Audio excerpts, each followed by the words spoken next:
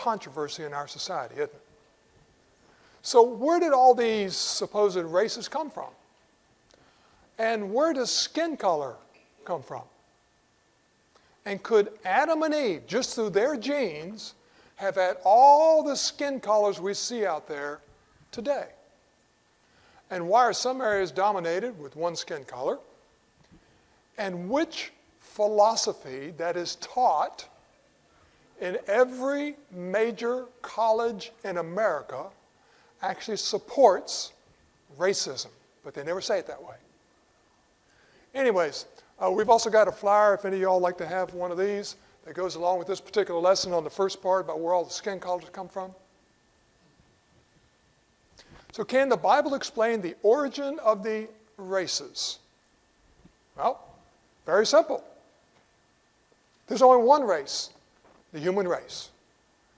God made the world, and just a few words later it says, and he has made from one blood every nation of men to dwell on the face of the earth. Okay, there's one race, the human race. What's the problem? But typically when people use the word race today, they mean some cultural differences. The one that's the most common in our society is skin color. So here's another question. Where did Cain get his wife? Was she from a different race, quote unquote? You see, Adam didn't have just 3 kids. He didn't just have 3 boys. Remember, the third boy, Seth, was born when Adam was 130 years of age. He probably had quite a few kids by that time. But did he stop? No. Because Genesis 5:4 says, in the days of Adam, after he had fathered Seth, were 800 years. And he fathered sons and daughters. So most likely Cain married a sister. What's the problem? Okay? Even the historian Josephus, he's not inspired, okay? Historian Josephus said the number of Adam's children, it says the old tradition, was 33 sons and 23 daughters. Ladies, raise your hand if you'd like to have 50-some kids. But if you're going to live for 930 years, at least Adam did, we don't know how long Eve lived, but that wouldn't be a whole lot, would it? You see, Eve, according to what the Bible says, in Genesis 3:20, Adam called his wife Eve because she was a mother of all living. So where Cain got his wife only has one possibility, from Eve. Had to come through Eve somewhere, right? So someone might say, can you marry your relation? Well, you better be marrying a human. So you are marrying your relation. But another question is this, can you legally marry a close blood relative? Not today. It used to be illegal.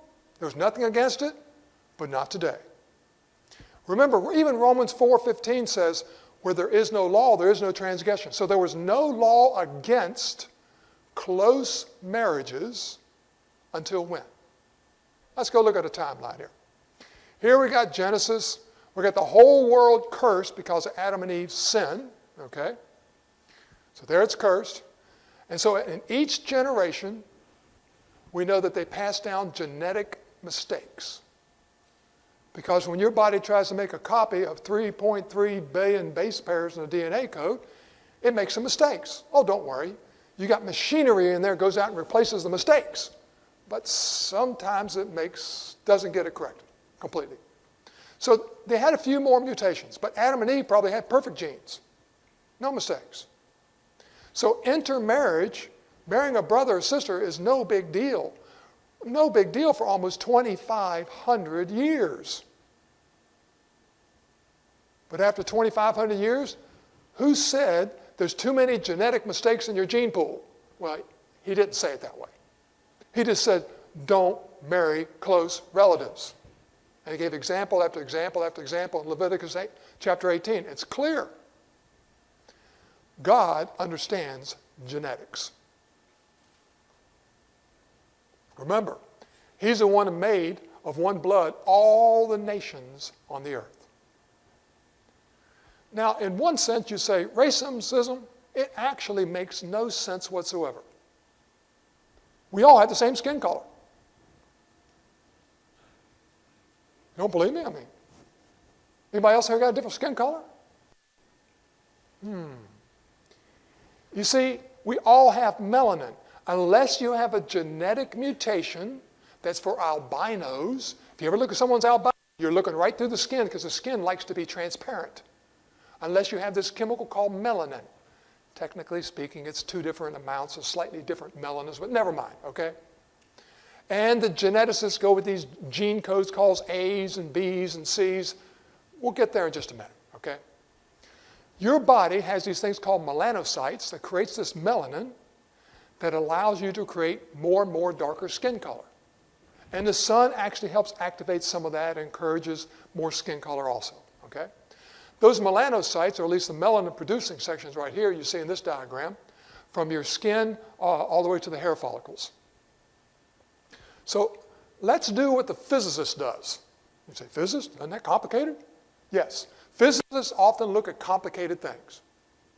But the first thing the physicist does is it simplifies. You simplify, simplify, simplify.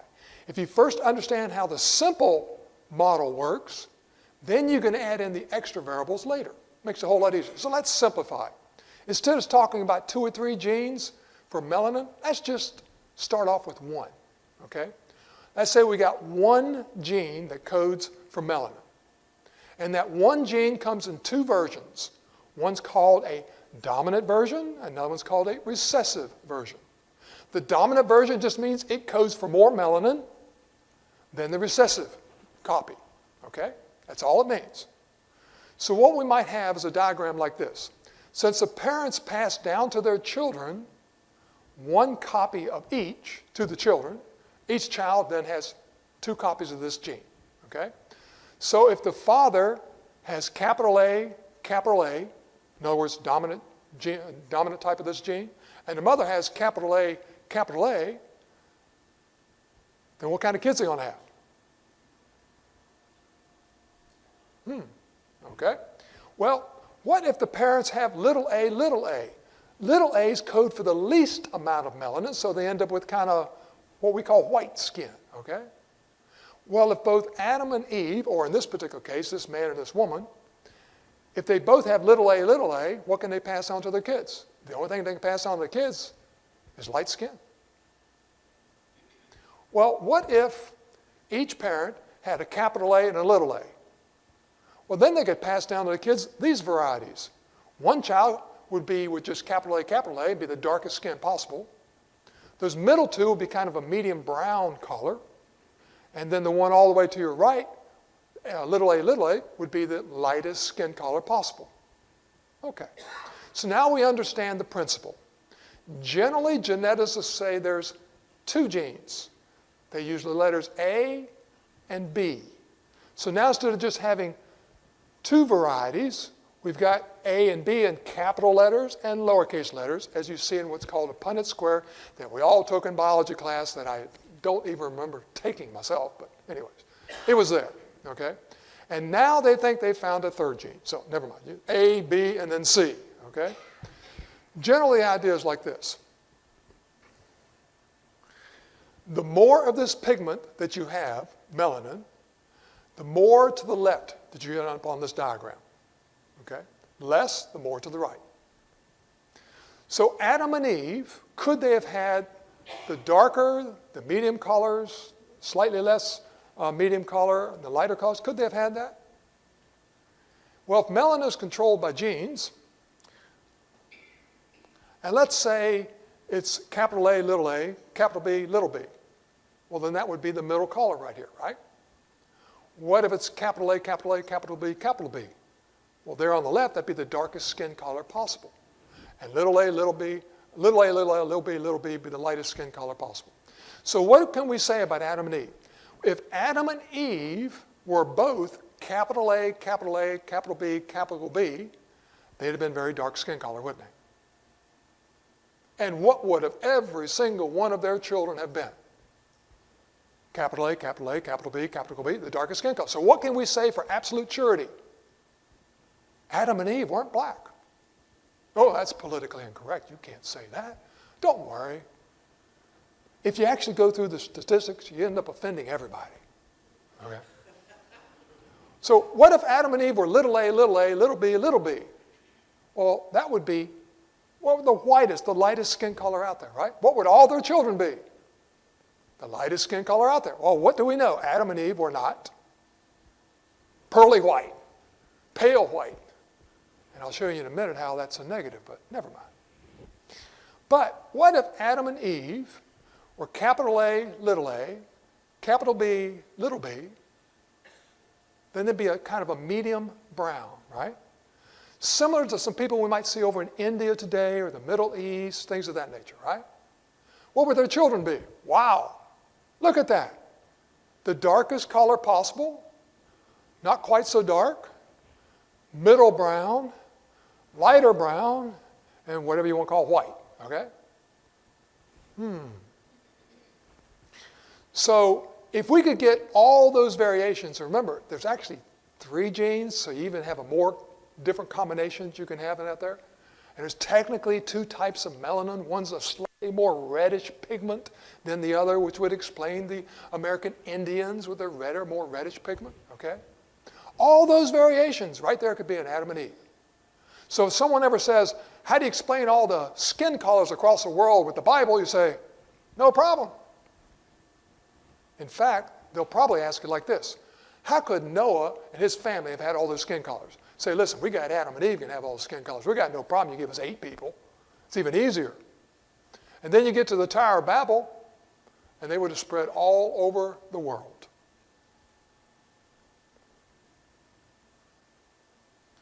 Now, India has some people there that has some, well, it's not so rare for them to have the following combinations. From the lightest color skin to some of the darker color skins, all in the same culture. How do you like that family? Those are twins. I'll show you a color picture in just a minute. How about them? Does that baby look like it's a little lighter color than mom and dad? Yeah. What about this family? It's in the genes, folks. There's those 2 babies I showed you earlier. They're twins. And here they are 7 years later. You mean it just takes the right genes to have all the different skin colors? You can have it in one family? Yes. But typically one shade or color dominates a particular area because of other reasons, but we won't get into that. Some people are even prejudiced against people from Asian countries. Did you know that? Racism against eyes? Because one eye happens to have a fatty layer and the other one doesn't? Yeah.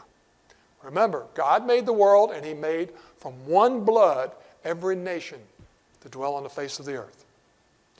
You see, the prohibition against this intermarriage, what's this intermarriage? You going to marry a human or not? No really such thing as intermarriage. Unless you want to break it down in certain boundaries. Like Solomon, he really shouldn't have married those foreign wives, okay? So in that sense, you can say intermarriage, okay? But the way our culture uses that term today, there's no such thing. But socially, some countries do this, and it's not unusual. Remember Rahab, she married an Israelite. She sure wasn't. What about Ruth? She married Boaz. And they're both on the lineage to Christ. There's nothing wrong with it. You see, by all men shall know that you are my disciples if you have love one for another. Love has no place for what the culture calls racism. I backed up this there. U.S. Christian heritage. That's a picture of the Pilgrims. Now, when the Pilgrims came over here, I think a lot of you all already know this, but I'll just repeat it. The Pilgrims were members of the Church of Christ. We know where they came from. We know who their preacher was. We know what the elders were in the congregation, whether they were in Massachusetts, everything, okay? But not everybody on the Mayflower was a biblical Christian. About half of them weren't. So they had to set up a government to where everybody could get along. What kind of government did they set up? Well, you might find it interesting. In 1607, when Jamestown was started, well, let's first talk about the slave trade. What happened with the slave trade is that there were certain tribes of people down in Africa that had been putting each other into slavery for hundreds, if not thousands of years, okay? And in comes these Englishmen on their ships, and so they would sell some of the other natives that they'd taken captive and made slaves. They'd sell them to these Englishmen to get whiskey and alcohol and all those kind of things.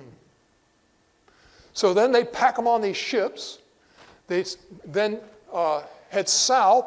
The winds would then blow them westerly. They come up the coast of America, and then they would sell the slaves. Because after all, America was under the King of England, and he forced slavery on the Americas. It was forced on the colonies. They didn't want it. So what happened when they came up the coast and they would sell the slaves for money, which then later, of course, they take back to England and buy more alcohol and head on another round and have money left over. That's very profitable, okay? So when they would come to Jamestown, they'd sell the slaves. Well, what happened when they got up to the Pilgrims? Well, in the first ship got up to the Pilgrims, and they tried to sell the slaves to the Pilgrims, you know what the Pilgrims did? They said, this is wrong.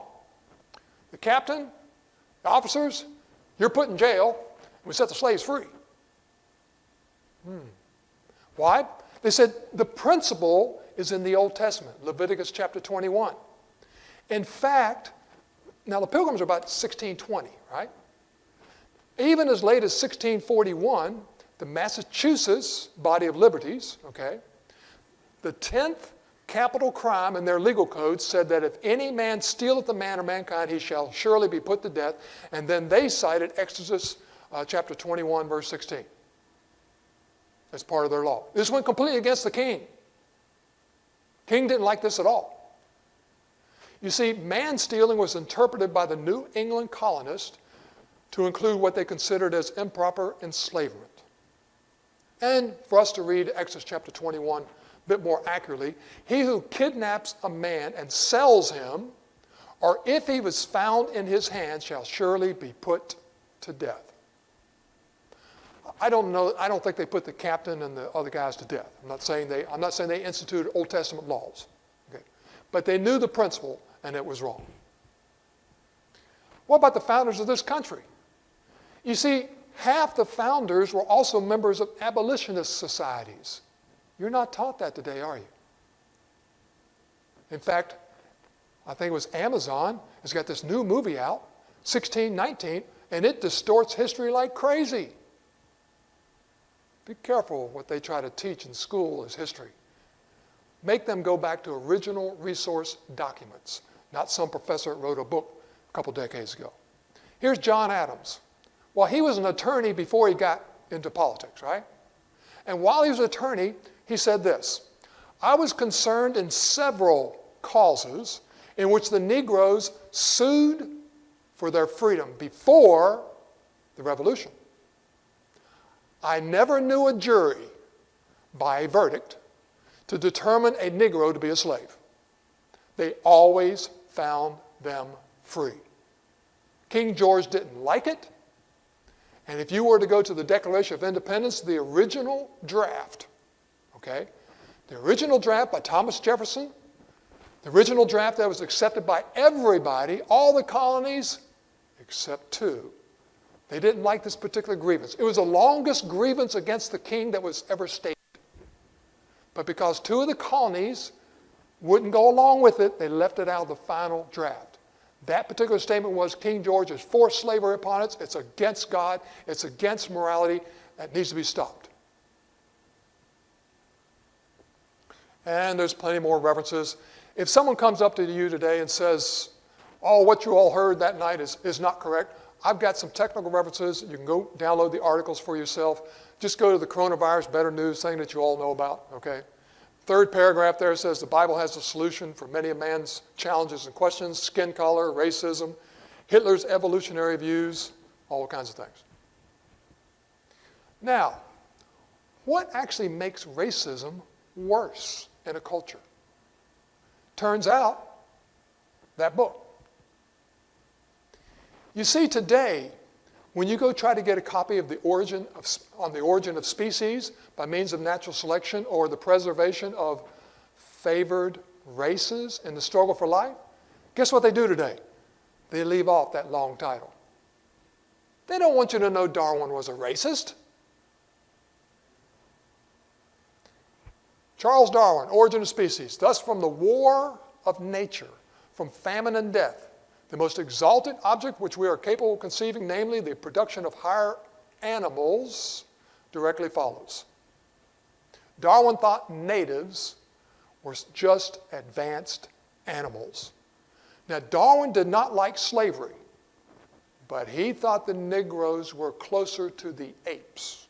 That's what he thought. That's what he taught. That's what he wrote. Okay?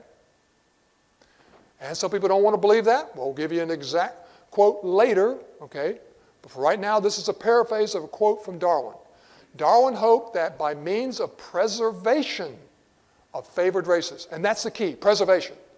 Hitler jumped all over that idea of preservation. The people in Germany before Hitler jumped all over that idea of preservation. That's the key, preservation of favored races. The biological gap between species would be more like the distance between the white man and the baboon. In other words, there's a big distance between the white guy and the baboon. But look at this. Instead of the closely related, as Darwin views it, the black man and the gorilla. Yeah, I'd say he's a racist, isn't he? Now, here's the irony to this whole thing.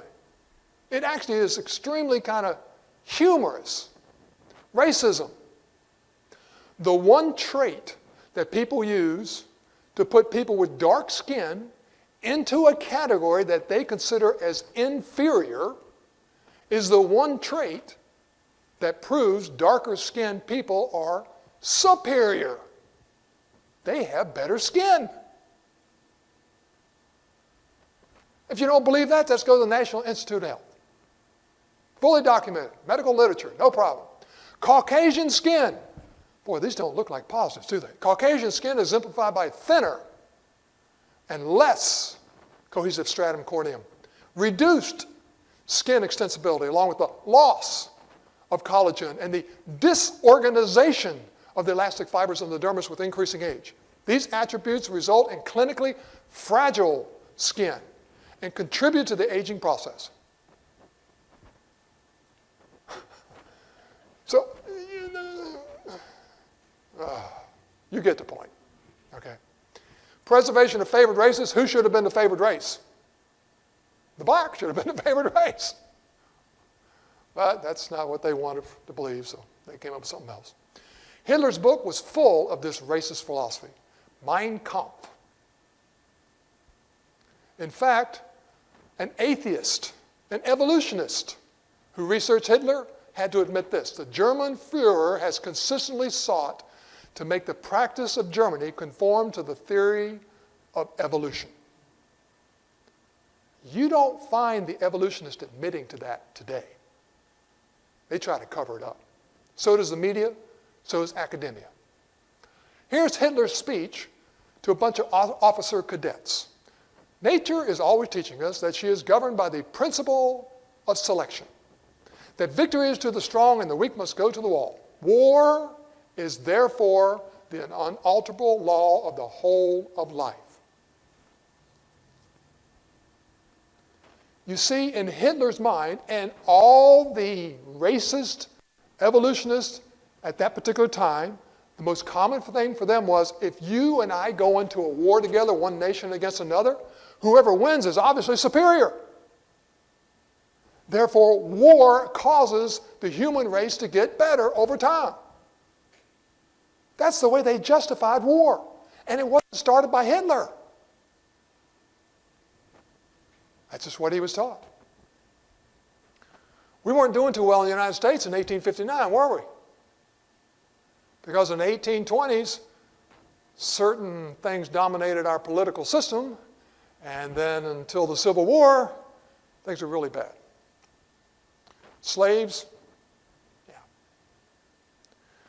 And yet, even with all that bad history, do they ever bother to tell you Every single nation on this planet has or had slavery in its own history. America is the one country in the world that fought a war to set the slaves free in the fight against racism. They're the only country in the world that lost 600,000 soldiers to set the slaves free. We tried to get rid of it earlier, but again, it cost us a lot. Now, a black friend, Jaden, he actually said this. He says he knows that America is the least racist country on the planet today. And here's his argument. And he happens to be black, mechanical engineer, okay? And he said, the one country that black people want to go to is America. If it's such a racist country, why in the world do they want to come here? Good point. You see, with 300 million people in the United States, you can find evil, any evil you want. But how does that prove the whole country's evil? Or it's based upon evil? Or the police department's based upon evil? Or anything? You can find hundreds of thousands of policemen. There's going to be someone doing something wrong. That doesn't make all the other policemen bad, right? I kind of say the same thing to some politicians, but never mind. Okay. You see, while our streets are filled with protests, the media and schools still teach evolution, which the racists have used for over 100 years to scientifically justify their racism. Huh? Now here's the irony. Evolution is no more scientific than racism is scientific. Now let's see if the media or colleges ever mention this connection between evolution and racism. Henry Fairfield Osborn, okay? He's just an American paleontologist, museum administrator. The standard intelligence of the average adult Negro is similar to that of an 11-year-old youth of the species Homo sapien. He's the museum curator.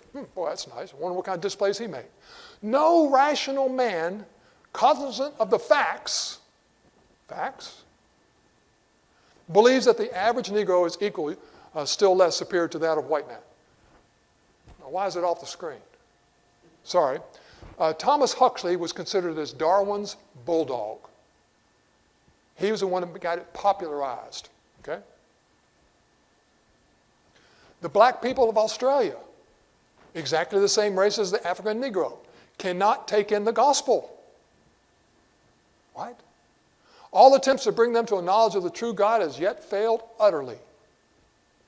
Poor brutes in human shape, they must perish off the face of the earth. This is done by an Anglican priest. Yeah. Now, unfortunately, today we have some of that. I was an Anglican priest back in the 1800s. Look at this. I attended Teaching Evolution seminar yesterday, led by Eugene Scott. Now, Eugene Scott is the head of probably the number one organization in the United States that tries to make sure creation of the Bible is kept out of the schools. She hates God and the Bible. So when someone was asking, how do you answer students when those students believe the Bible? Look what she said. The teachers were advised to suggest to the Bible believers to consult their clergy, who would usually assure them that belief in evolution is okay. Darwinism was used to justify slavery. This particular quote, I just want to see the parts in yellow. Contrary to popular belief, racism did not cause New World slavery, but rather slavery exacerbated racism as people looked for justification for their practices.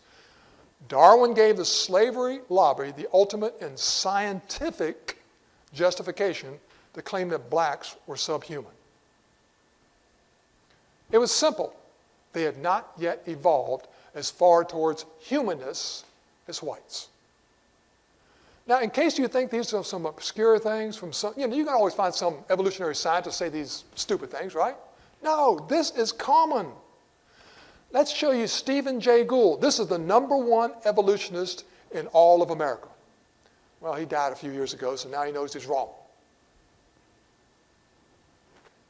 Just a Harvard professor. He was also a communist Marxist, and he was their leading evolutionist, wrote for the leading publications. Okay? Even he admitted this.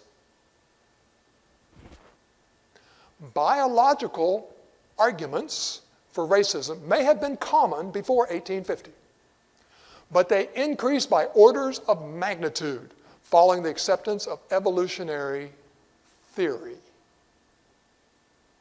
What is orders of magnitude? For most people, we don't deal with the idea of orders of magnitude. He knows what that means. Let me explain, make sure you know it. Magnitude, just think of the number 10. Orders basically said, notice he used the plural. He didn't say order of magnitude greater. He said orders, which means, since it's in the plural, it's at least 2 or greater, right? So orders of magnitude means you take 10 and you raise it to the 2 or greater power. Well, 10 raised to the second power is already 100. So what is he saying? Biological arguments for racism may have been common before 1850, but they increased by 100 times or more following the acceptance of evolutionary theory. Darwin once said, at some future period, not very distant. Now, he's dying around, I think, 1880s. So some future period, not very distant. Wrote his book in 1859. Not very distant, as measured by century, the civilized races of man will almost certainly exterminate and replace the savage races throughout the world. Well, guess what? Just a few decades later, what was the justification? Talking about even as the Caucasian and some ape as low as baboon, instead of now between the Negro or Australian and the gorilla. And Descent of Man, page 178. So what happened just a few decades later? Remember, I said Hitler didn't start this. In Germany, they caught on to the idea of the superior race by genetics, evolution. That means war helps drive humanity upward, improvements. You got to get rid of all the inferiors. Even if the inferiors were only 3% behind you. Get rid of them because they'll slow you down. Get rid of all inferior races. And I'll show you a list if we get there. I probably won't have time to get there. Give you Hitler's list of actually which categories. So before Hitler, in Germany, World War I, 20 million people died because of that philosophy. Or I should say that philosophy encouraged what happened and became known as World War I. 21 million wounded. World War II, Hitler, 72 million. The Holocaust, somewhere between 7 and 26 million. You realize he killed more than just the Jews. He killed millions of others in the Holocaust. What about Leon Trotsky and Vladimir Lenin? They just killed 15 million people of their own people. What about Joseph Stalin? 20 million. China, Mao Zedong, 14 million to 20 million. Pol Pot, he killed about a third of his country. And are we doing any better today? Abortion, China estimates 300 million babies. Russia, 280 million babies. Just since 2014, in the U.S., almost 57 million babies. And there's a couple other countries on the slide. The philosophy that we're nothing but animals, evolution is true, leads to those type of actions. Genesis shows us that men and women are created in the image of God and have intrinsic value that cannot be taken away. So what happens when people fail to acknowledge God as creator and don't glorify him as such? Well, in Romans chapter 1, Paul says they give up a lot. That kind of summarizes it. Racism in Australia, what did they do to the Aborigines? Take a look here. They took basically, the mounted police comes in and kills dozens of Aboriginal men, women, and children. Why? because somebody wanted their skulls for scientific research to be put in museums. Who would want that? 45 heads were boiled down and the 10 best skulls were packed off for overseas. Overseas where? Well, the Smithsonian has 33,000 human remains in the National Museum of Natural History. The scientists in those days wanted that.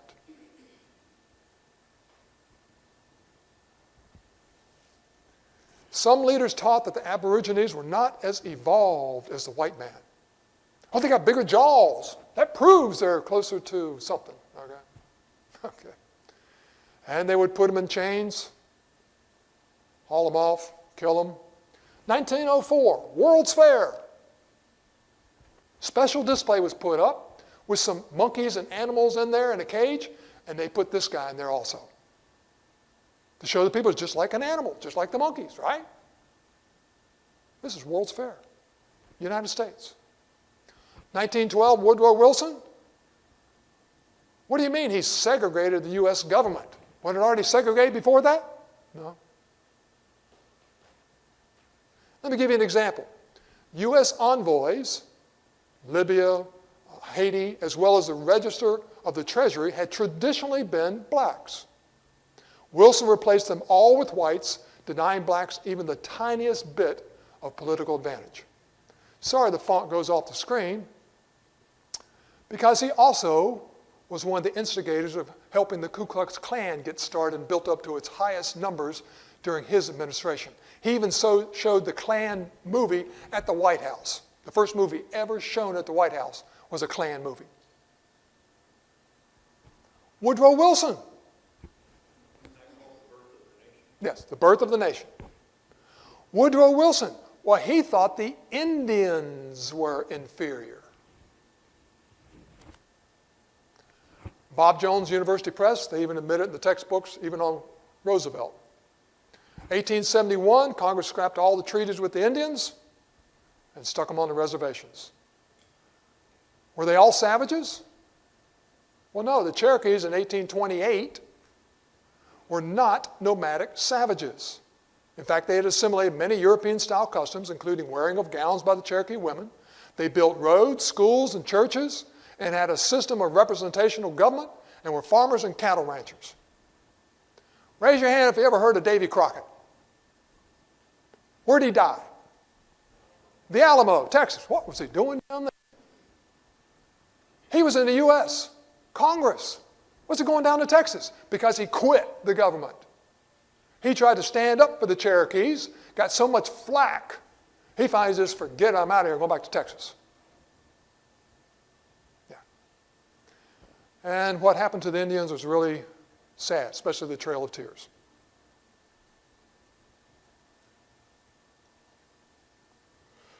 In Malachi 2:10, it talks about dealing treacherously with a man against his brother, but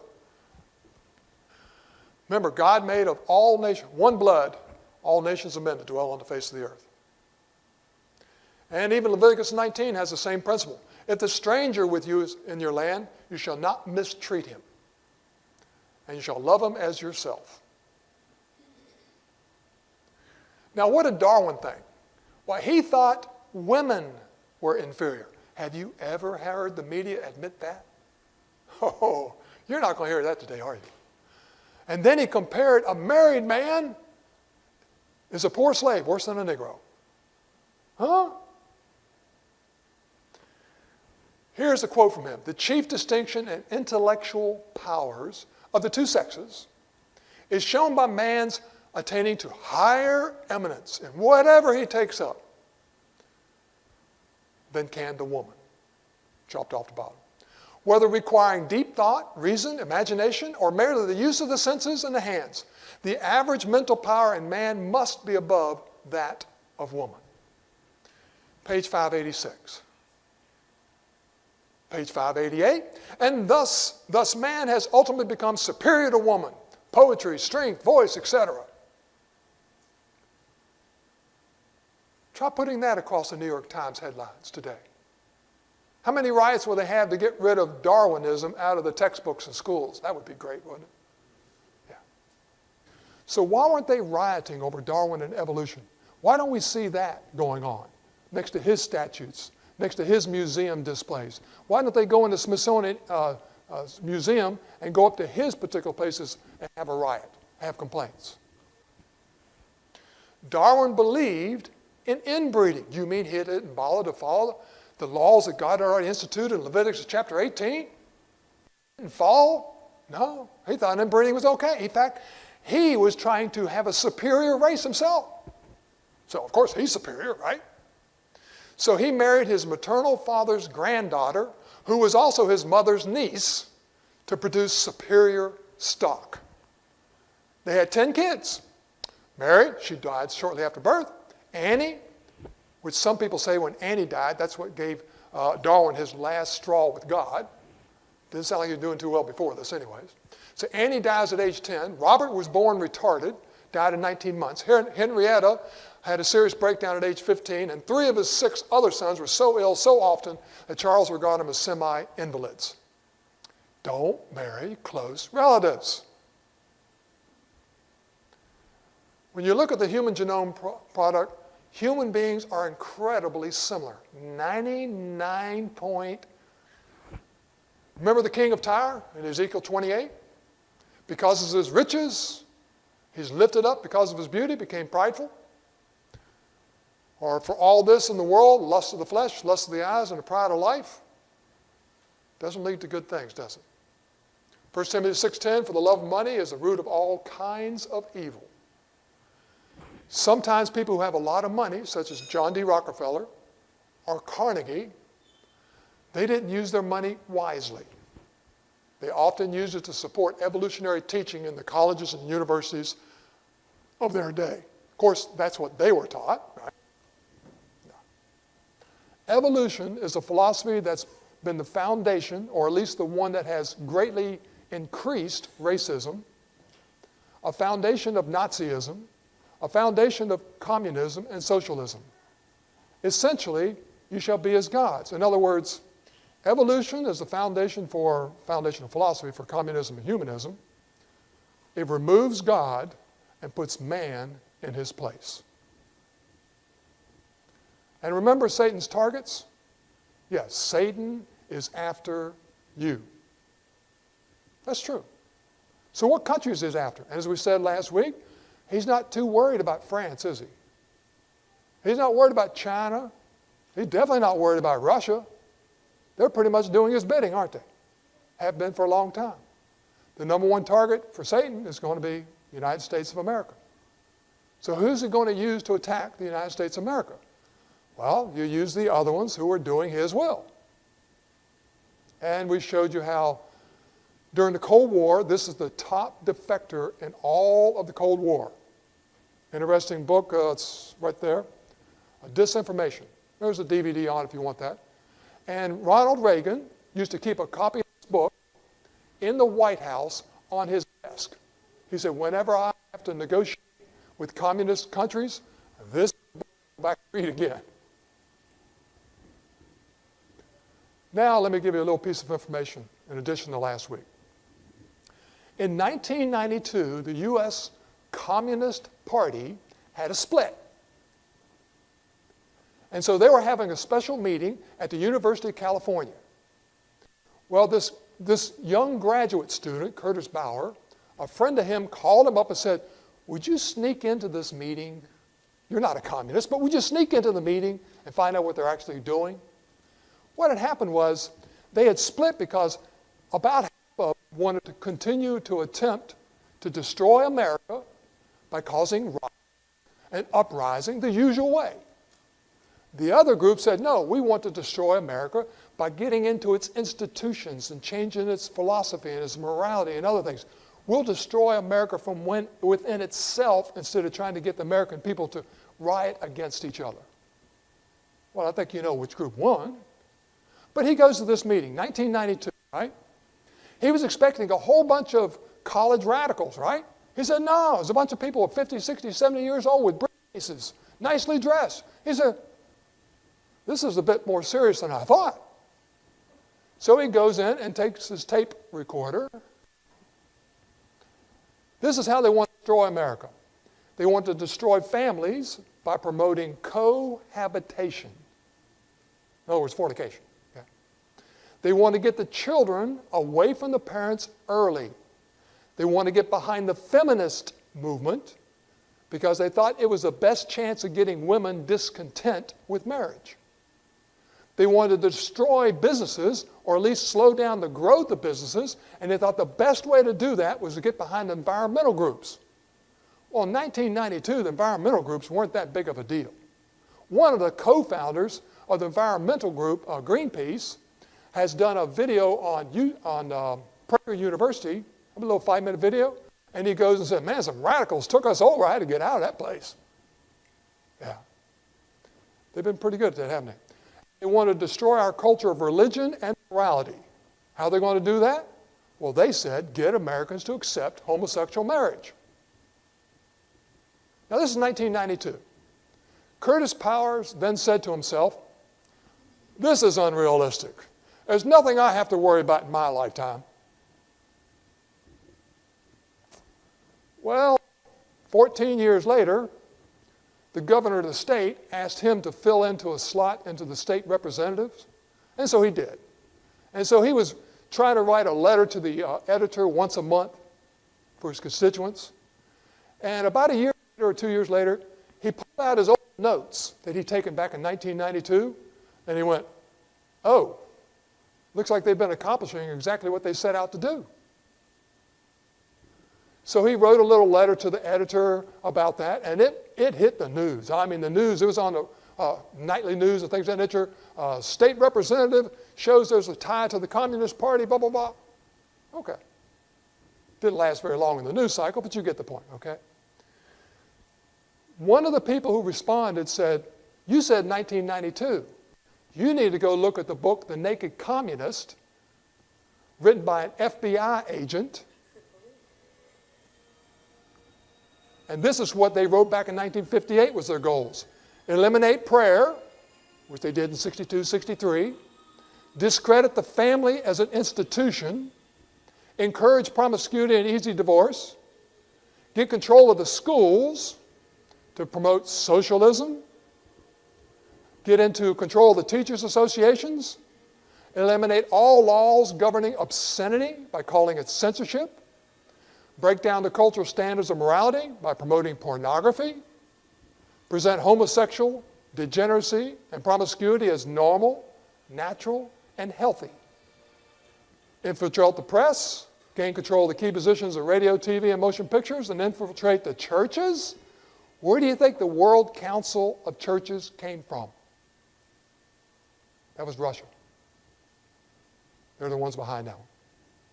You see, the ACLU, American Civil Liberties Union, how could that be wrong? Well, let's just look what the founder of the ACLU said. Communism is the goal. Karl Marx said, my objective in life is to dethrone God and destroy capitalism.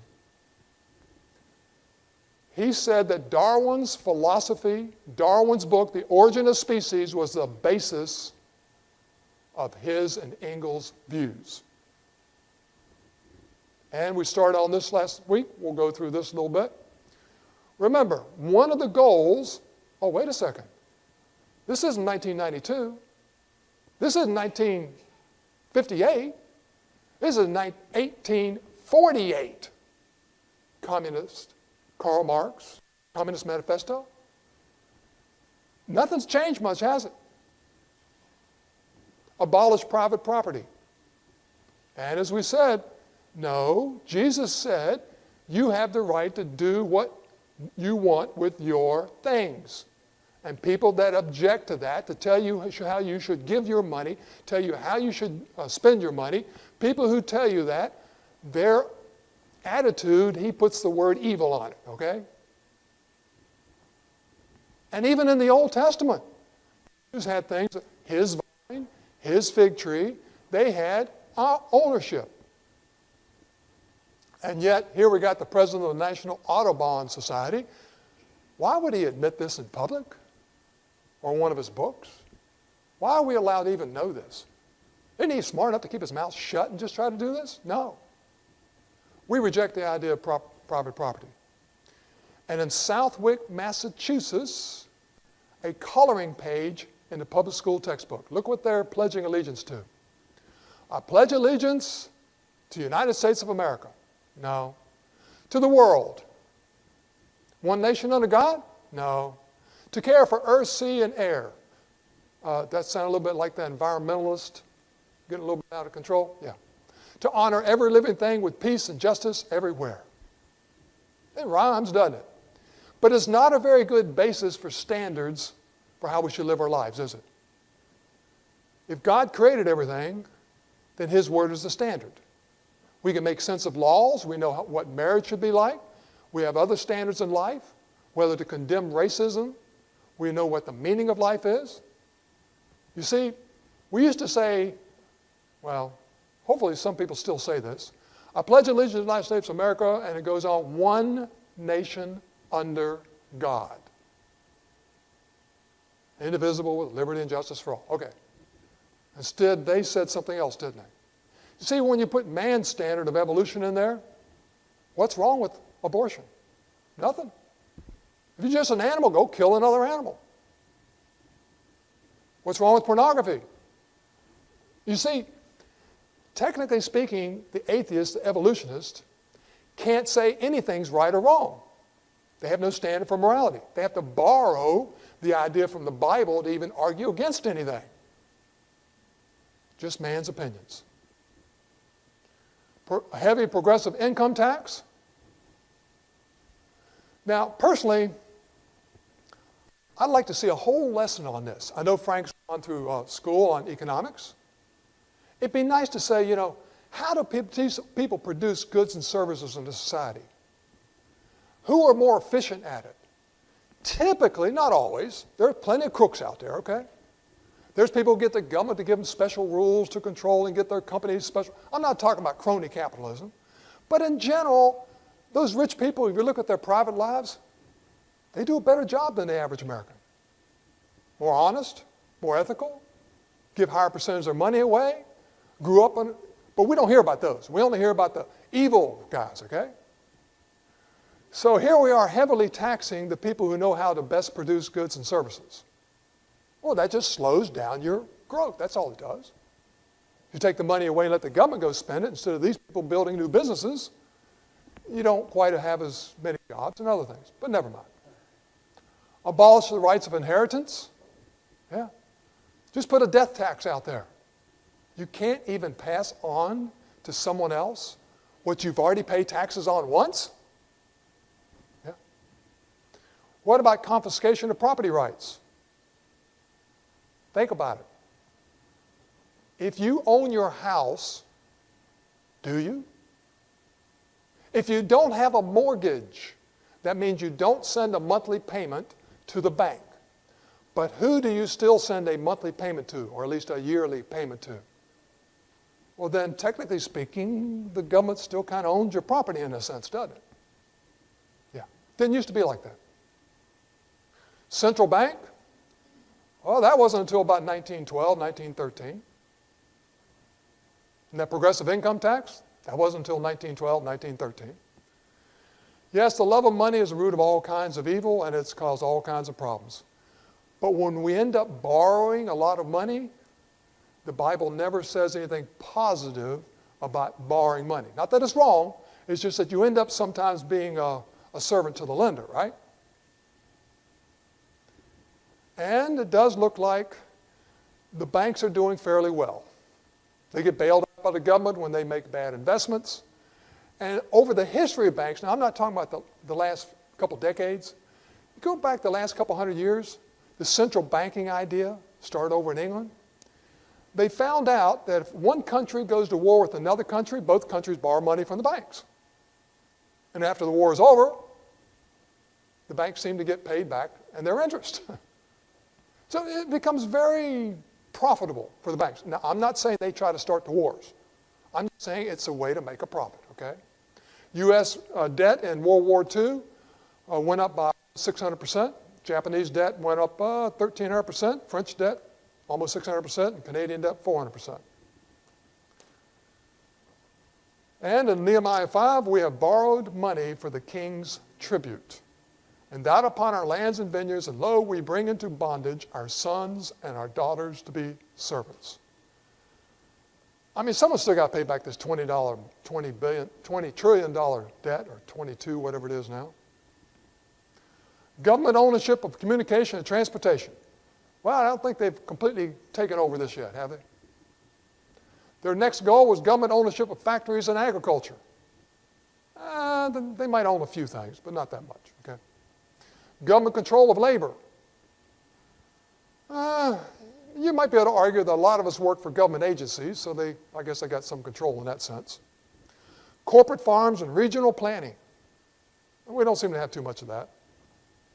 Uh-oh.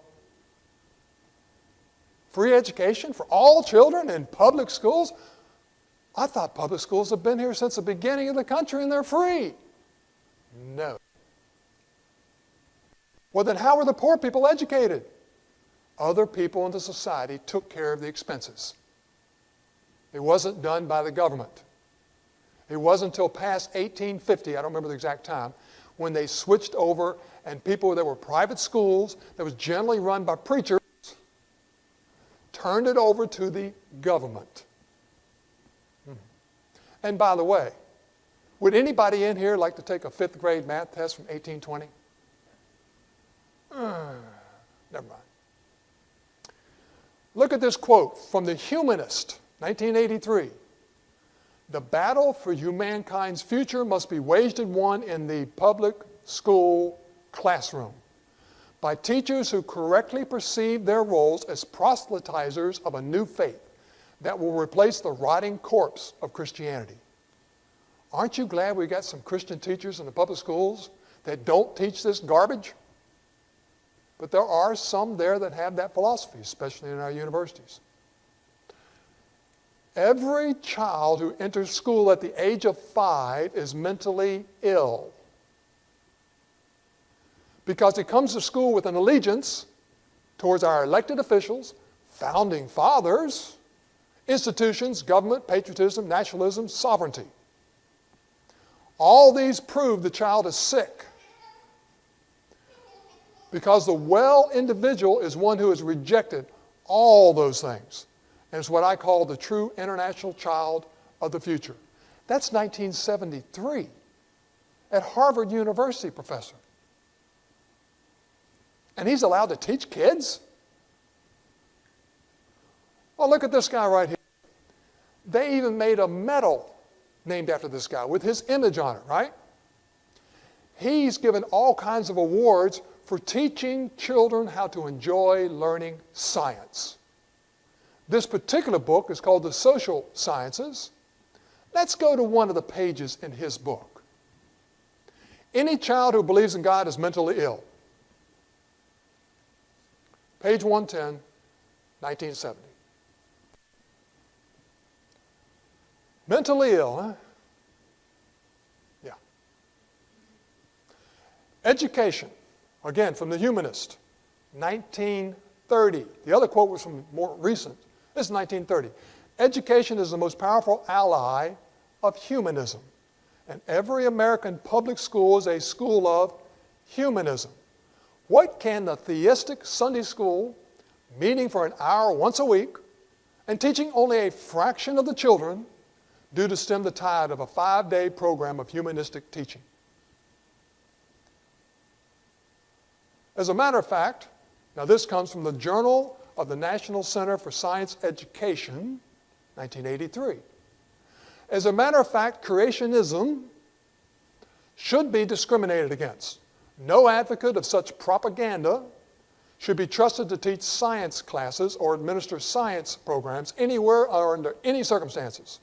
Moreover, if they are now doing so, they should be dismissed, fired. Iowa professor, he actually tried to do this. He said professors should be able to fail any student, no matter what the grade records indicate, if the professor discovers the student is a creationist. Oh, he wanted more than that. He went before the board. Furthermore, the students' departments should have the right of retracting grades and possibly even degrees if the student becomes a creationist later. Yes, here we try to go through the trouble to plant the seed of God's Word, to plant the truth, and put them into good hearts. And then what happens? Well, the devil, as we saw in Mark chapter 4, the devil's swooping down and removing the seed from their hearts, the ones that fell on the wayside. So how has this affected our whole country? Prayer and Bible were removed from the public schools in 1962, 1963. That is the first case in Supreme Court history that gave exactly 0 precedence for that decision. Supreme Court always says, we're making this decision because previous Supreme Courts made this decision, who also previously made this decision that goes back to the Constitution. They always did that in this country. Not here. So how did it affect? Educational achievement. Let's go to the SAT scores. Top left. Okay? SAT scores had been standardized in the 1940s. They had not gone up or down more than 2 years in a row. They slightly, generally trended up until 1962, 1963. Now, it didn't go down to 0. You got to look at the graph over the side, okay? It did go down about 100 some points. Well, 80, 100 points, okay? And it turned around. Well, no, in 1978, a lot of religious people in this country started getting their kids out of the public schools and putting them into private Christian-type schools. And it's their scores that have helped pull the average back and keep it from going downhill anymore. Well, how are we doing on school dropouts? I mean, if school's getting easier, more kids should graduate. No, there's your dropouts. It's gone up, hasn't it? A lot faster than population growth. And I don't think you want to sit here and go through every single one of these charts. Every single one broke negative after 1962, 1963. David Barton, whose group has over 110,000 writings that are older than 1812, 110,000 writings. He sent these statistics to the statistics department at a secular university in Texas. They spent 6 weeks trying to find any other cause for all 40-some measurements going downhill. Nothing else fit. Well, maybe it was school busing. Yes, but that wouldn't explain this one going down. Only removing prayer and Bible in the public schools would fit. Oh, by the way, just a few more years before this, the number of words in the textbooks on evolution went up by a factor of 5 or 10.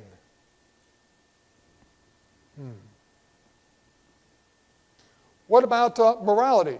Let's go to the birth weights of unwed girls that are 15 to 19 years of age. What about sexually transmitted diseases? 10 to 14 years of age.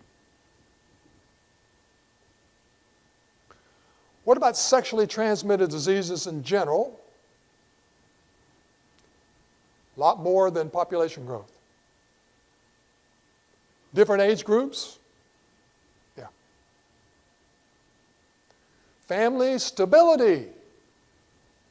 The number of single-parent households? Yeah. Divorce rates had been going down before 1962-63. Now be careful on the graph. We got about 2 down there per 1,000, and it goes up to 2 or 3 times, only about twice as bad. Yeah. Only. Yeah. Violent behavior, violent crimes, the number of offenses goes up a lot more than population growth, doesn't it? Pregnancies to unwed women, 15 to 19, well, I think we had a similar graph to that, but this one shows you, yes, it had gone up dramatically, but if you include all the babies that are being aborted, killed in the mother's womb, it's the higher line. The communists and the Communist Manifesto also had rules for the revolution. Here's some of their rules for the revolution. Corrupt the young, get them away from religion. Break down the old moral values. Encourage, wow, that's off today's newspapers, isn't it? Encourage civil disorders and a soft government attitude towards crime. They put in jail the two people who had to go out in the house, and not a single one of the protesters anywhere was, okay. Divide the people into hostile groups. Wow. They're succeeding on that one, aren't they? Get the people's mind off the government by focusing their attention on athletics, sex. Did you ever notice in 1896, the Olympic Games, the total number of athletes across our world was 311 athletes. Now the Olympic Games has about 13,000 athletes in 1996. It's kind of grown a bit, hasn't it? That was part of get Americans distracted with sports. In fact, look at this advertisement for a 50-inch TV many, many years ago, 10, 20 years ago. Football is a religion. That's one of the ways they sold their 50-inch TVs. Back then, a 50-inch TV cost a whole lot more than $500, but never mind. Get control of all the major media.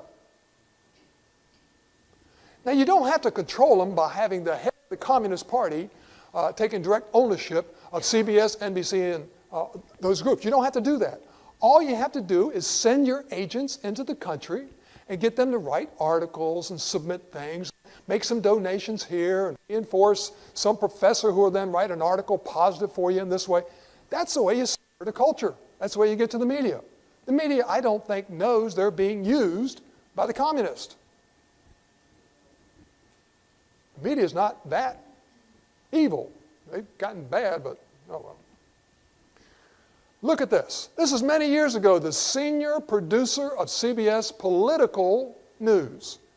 We are going to impose our agenda on the coverage by dealing with the issues and subjects we choose to deal with. Let's go to the president of CBS News, former president.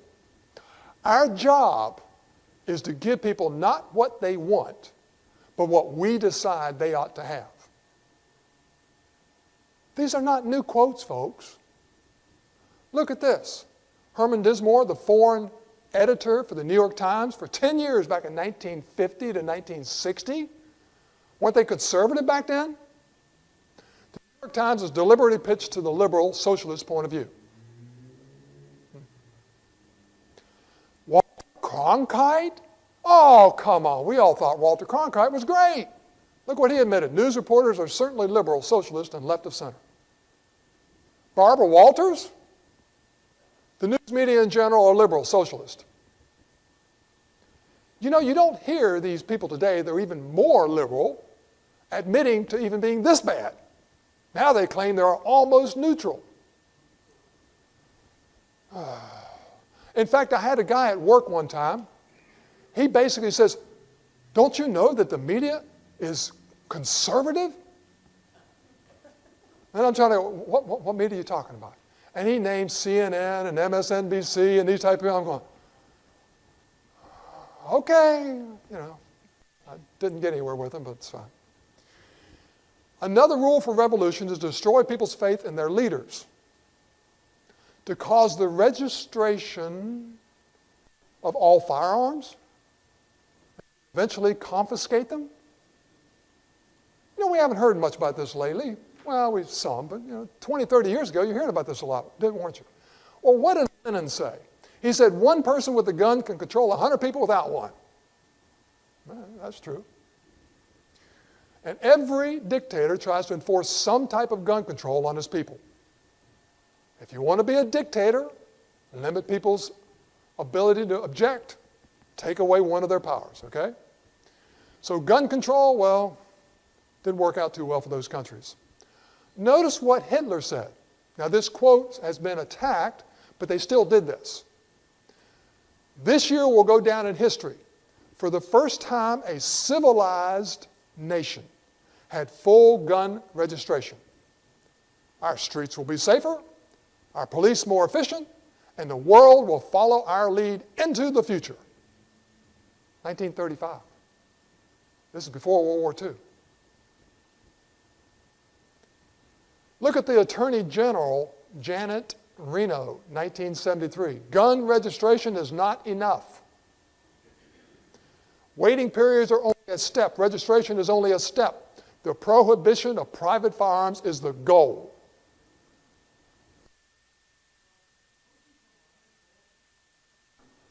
Yeah. What good does it do to ban some guns? All guns should be banned. I'm just a senator. I got a question for you. If you take a job and you take a swear or you promise to uphold the Constitution and the Bill of Rights, then what's this guy saying this for? He's completely going against his own oath. Our task of creating a totally socialist America can only succeed when those who would resist have been totally disarmed. Okay, we got the education guy this. Okay, Sarah Brady, chairman. And we should, that every community in the country should then start doing major weapon sweeps and then destroying the weapons and not selling them. Well, Bill Clinton. Notice what happened. In the first 12 months after gun owners in Australia were forced to surrender 640,000 personal firearms to be destroyed, which cost the government $500 million, within 12 months, homicides are up nationwide 3.2%. Assaults up 8.6%. Armed robberies up 44%. The state of Victoria, homicides with firearms are up 300%. I thought the firearms were gone. I guess the criminals didn't give up their firearms, right? Yeah. Figures over the previous 25 years show a steady decrease in armed robbery with firearms. There has also been a dramatic increase in break-ins and assaults of the elderly. So in 1929, the Soviet Union established gun control. About 20 million dissidents were unable to defend themselves, rounded up and exterminated. 1911, Turkey established gun control. 1.5 million Armenians. Germany established gun control. 13 million Jews and others unable to defend themselves. China established gun control. 20 million political dissidents unable to defend themselves. Guatemala established gun control. 100,000 Mayan Indians unable to defend themselves. Uganda established gun control.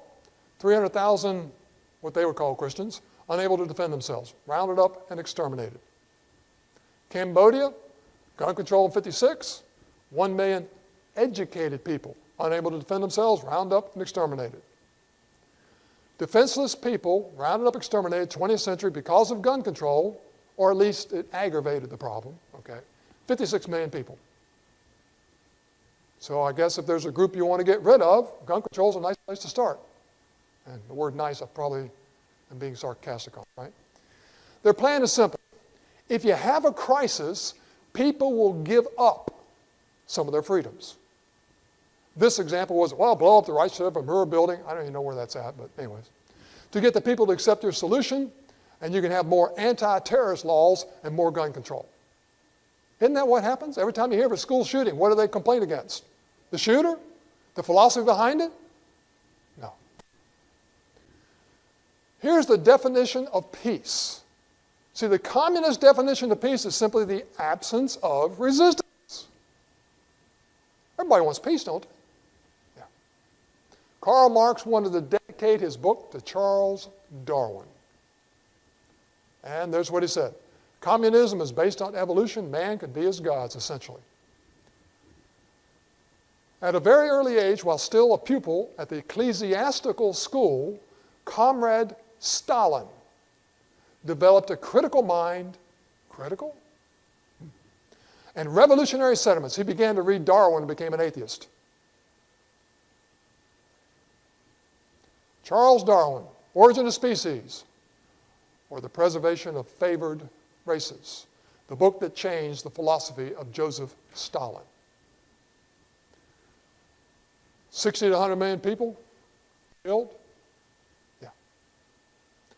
Even when he came into Poland and took them over, even after they had surrendered, his type of philosophy, well, go ahead and kill the officers.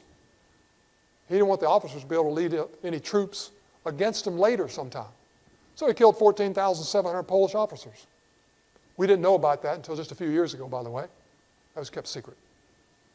Pol Pot, he killed about a third of his people, especially the educated ones. 1975 to 1979, yeah. Guinness Book of World Records. Highest percentage of the population killed by a leader. How about China? How about Mao? Mao listed Darwin and Huxley as his two favorite authors. Who was Huxley? Huxley was called Charles Darwin's bulldog. He's the one that taught and pushed evolution throughout his writings. And this was his two favorite authors. What happened in China? In 1949, when they took over, they began executing Christians at the rate of 15,000 a month, eventually killing 60 million of his own people. When man thinks there is no God, Satan deceives him into believing that he can play God. The communists have rejected God's authority and developed a plan to bring all people under communism. Evolution is the foundational philosophy for Nazism. Hitler's rise to power was essentially financed. World War I, World War II, Hitler, the Nazis, the Holocaust. The philosophy that caused World War I and World War II was greatly increased because of evolution. Christians are often confronted with the claim that evolution will help society become better. Even the first Humanist Manifesto. But remember, Charles Darwin said, now his book's 1859. He dies about 1880 something, okay? Not too far in the distance, civilized races will then exterminate the others. That's what he said. And what happened in World War I and World War II? Yeah. Again, 20 million, 72 million, 17 million. Yeah. Mussolini, the Italian dictator, was influenced by evolutionary philosophy. He thought the Italians were the superior race. There's Mussolini and Hitler together. Hitler believed the Germans were the superior race that deserved to rule the world. The German Führer has consistently sought to make the practice of Germany conform to the theory of evolution. And you can see that in his book, Mein Kampf. There's a part of his book. Nature desires no more than nature desires the mating of a weaker with the stronger individuals, even less does she desire the blending of a higher with a lower race.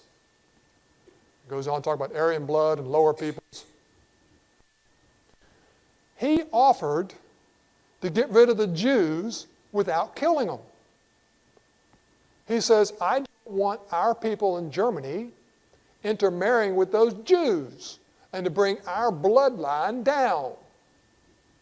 So if you want them, other countries, we'll send them to you. He even joked, I'll send them to you on luxury ships.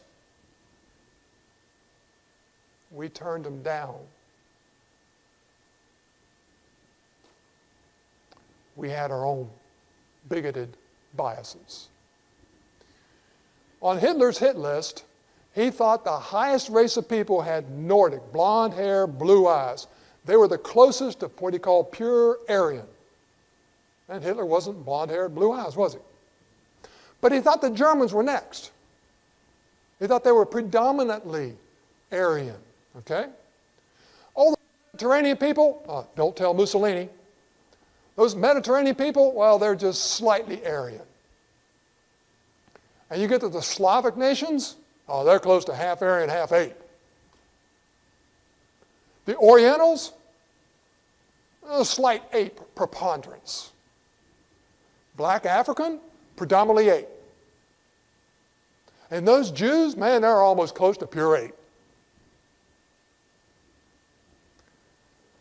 You see, When Hitler killed the Jews, the next group, if he'd have been able to take power, would have been the blacks. And then the Orientals.